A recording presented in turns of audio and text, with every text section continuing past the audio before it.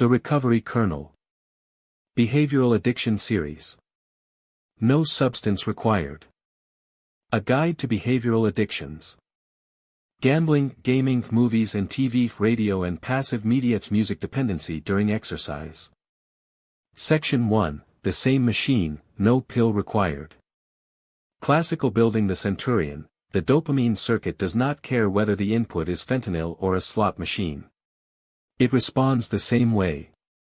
The conventional addiction framework focuses on substances because substances enter the body and directly alter neurochemistry. Behavioral addictions do not introduce an external chemical.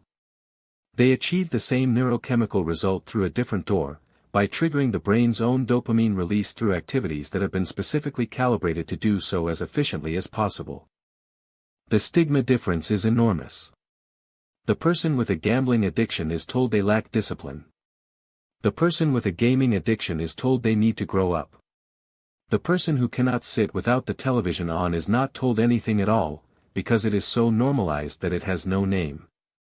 The person who cannot work out without music is not in any recovery guide in the world except this one. The mechanism is identical.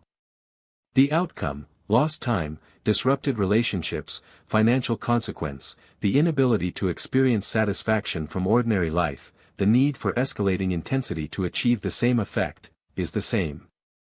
The treatment framework is the same. The recovery architecture is the same. 1.1, The Variable Ratio Reinforcement Schedule. All addictions, substance and behavioral, are driven by variable ratio reinforcement, reward that arrives unpredictably, after a variable number of attempts. This is the most powerful learning schedule in existence. It is why gambling is addictive by design, why gaming is addictive by design, and why social media is addictive by design. 1.2, The Shared Pharmacogenomics of Behavioral Addiction. The same genomic variants that increase vulnerability to substance addiction increase vulnerability to behavioral addiction, through the same mechanism. Reduced baseline dopamine tone creates susceptibility to any high-stimulation input that provides the dopamine the system is not generating adequately on its own. Slot machine gambling addiction. The most expensive variable ratio schedule available. Classical building the centurion, gambling is the purest available expression of the compulsive reward architecture, no equipment required beyond money and a venue. Gambling addiction has the strongest neurobiological evidence base of all behavioral addictions. The brain imaging data for pathological gambling is nearly identical to the imaging data for cocaine and methamphetamine addiction, the same circuits, the same activation patterns, the same impairment of the prefrontal cortex's ability to override the limbic craving signal. 2.1, The Specific Mechanisms. 2.2, What gambling is providing. 2.3, The Gambling Recovery Protocol. Classical building the centurion, access management is not optional for gambling recovery. The environment must be changed. Self-exclusion, every licensed casino, every online gambling platform, and most sports betting platforms offer formal self-exclusion programs. The self-excluded person's image is flagged in the casino system and they are asked to leave if identified on the floor. This is not perfect, but it adds significant friction. Do this before the next urge arrives, not during it. Financial access management. In acute gambling disorder, handing financial control to a trusted person, not giving up oversight, giving up unilateral access to large sums, is the same principle as the financial triage in the full inventory. The person who does not have $500 in accessible cash cannot lose $500 at a casino. Naltrexone 50 mg daily, the mu-opioid receptor antagonist reduces gambling urges in documented clinical trials. The same mechanism by which it reduces alcohol craving also reduces gambling urge. This is one of the few pharmacological interventions with specific evidence for behavioral addiction.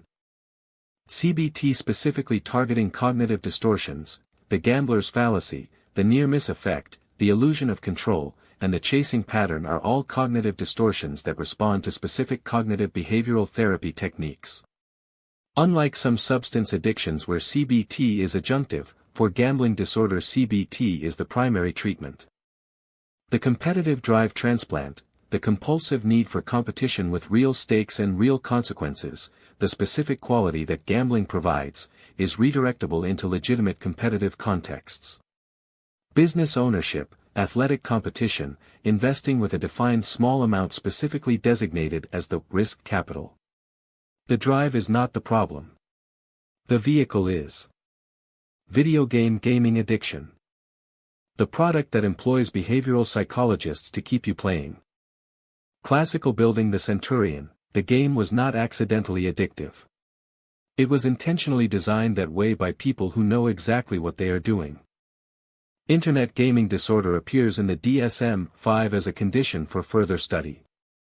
The major gaming companies employ behavioral psychologists, learning scientists, and cognitive researchers specifically to maximize session length, return rate, and in-game purchase behavior. Understanding that the addictiveness is designed rather than accidental changes the relationship with the game. 3.1 The design architecture of gaming addiction. 3.2 The flow state problem. This is where gaming addiction is legitimately complex. The flow state, Csikszentmihalyi's concept of complete absorption in a challenging activity at the edge of one's skill level, is a genuine and healthy psychological state.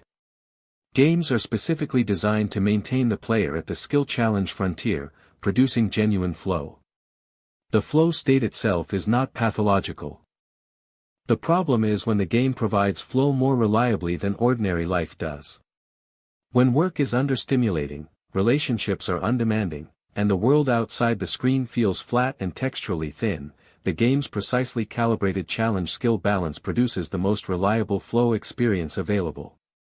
The person is not escaping into meaningless activity. They are escaping into the most reliably engaging environment they have access to. The recovery insight, the solution is not to remove gaming.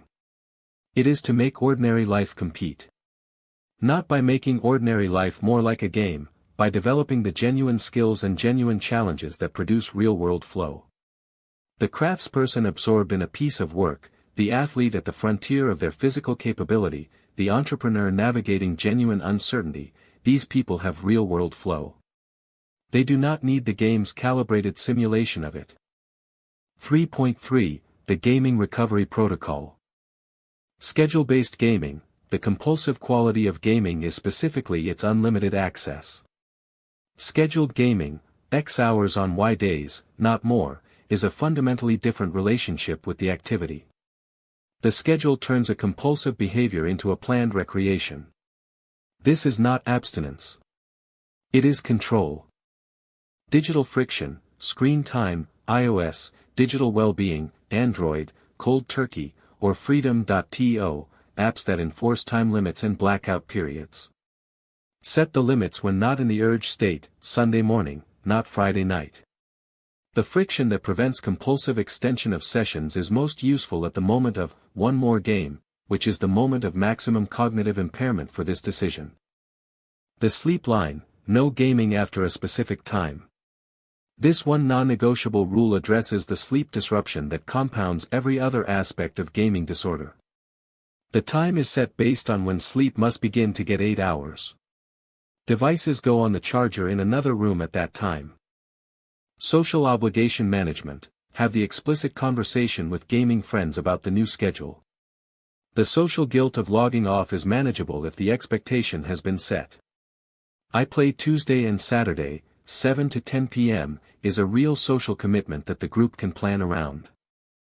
The real-world skill development transplant, identify the specific skill dimension that the game is providing, strategy, reflex, teamwork, problem-solving, world-building, narrative immersion, and find its real-world equivalent.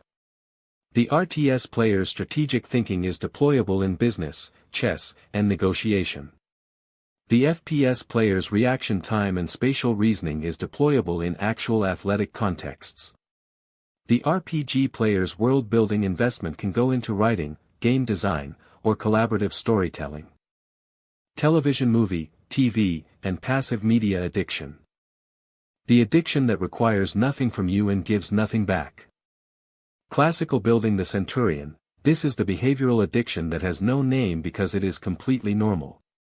Which is exactly what makes it the hardest to see. Gambling addiction at least has the financial destruction that makes it visible. Gaming disorder at least has the social withdrawal and sleep disruption that eventually becomes noticeable. Television and movie addiction is invisible because it is entirely normalized. The person who watches 5 hours of TV per day is not considered to have a problem because most of the people around them are watching 4.5. The specific problem is not the hours. It is the quality of the engagement. Passive consumption, receiving narrative and emotional content without producing anything, without agency, without effort, is the lowest investment form of reward available. The brain receives stimulation. The person does nothing. No skill is developed. No relationship is deepened. No problem is solved. The time is consumed entirely. 4.1 The specific passivity problem. 4.2 The comfort show pattern, specific and common. The comfort show, the TV series that has been watched so many times that the narrative holds no surprise, is a specific behavioral pattern that deserves its own analysis. The person rewatching the same show for the 4th or 5th time is not seeking novelty or narrative engagement. They are seeking something more like white noise, a familiar, low-demand companion presence that fills the space without requiring engagement. The comfort show serves a function that other things should serve: company in solitude, the sense of a familiar social environment, a managed background emotional tone. It is not wrong to want these things. It is worth knowing that the show is providing a simulation of them while the real version, genuine relationship, genuine familiar environment, genuine community, atrophies from disuse.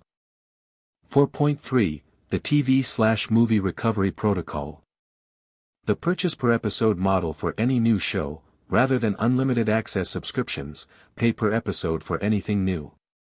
The $2.99 per episode is not the point, the deliberate decision to purchase is the point. The autoplay model removes all decision points. The purchase model reintroduces them. The 20-minute rule: after any episode ends, a mandatory 20-minute break before the next can begin. Use a phone timer. The break does not require any activity, sitting is fine. What the break provides is the re-emergence of the person's own consciousness between episodes, which the autoplay feature deliberately prevents. Books as the active equivalent, the narrative engagement that television provides, story, character investment, world building, is available in books with one critical difference: books require active construction of the visual and emotional world. The reader is not a passive recipient. They are a co-creator of the experience. The same narrative hunger that drives TV consumption can be redirected into reading with a significantly higher cognitive return. The content-to-production ratio: for every hour of media consumed, 1 hour of something produced. Not immediately and not as punishment, as a gradual recalibration of the ratio. The person who consumes 5 hours for every 1 hour of production is consuming significantly more than they create. The goal over months is a more balanced ratio. Watch actively, not passively. If television is going to happen, watch with a specific question in mind: what is this scene doing structurally? How did this character change? What is the show arguing about human nature? Active watching extracts genuine learning and craft knowledge from the viewing. It is still passive in the physical sense. It is not passive in the cognitive sense. Radio and background audio addiction. The addiction to never being alone with your own thoughts. Classical building the centurion: silence is uncomfortable because something has been filling it for so long that the ability to be in it has atrophied. The person who needs background audio at all times, the radio always on, the podcast playing while doing anything, the TV on just for noise, is not addicted to the content. They are addicted to the absence of silence. The content is almost irrelevant. What is being avoided is the experience of their own mind in quiet. This is among the most common and most unrecognized behavioral dependency patterns. The person who cannot drive without radio, cannot clean the house without a podcast, cannot fall asleep without the television murmuring, has developed an intolerance for their own consciousness unmediated by external input.